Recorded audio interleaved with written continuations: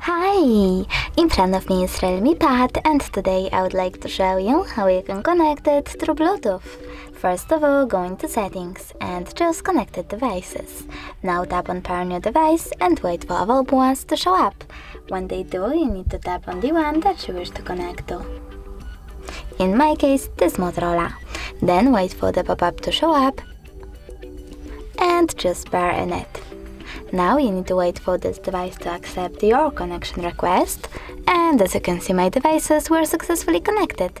You can always disconnect them though by tapping on this little gear icon next to the device, choosing forget and confirming your choice in the pop-up.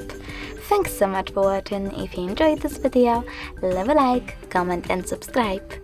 Bye!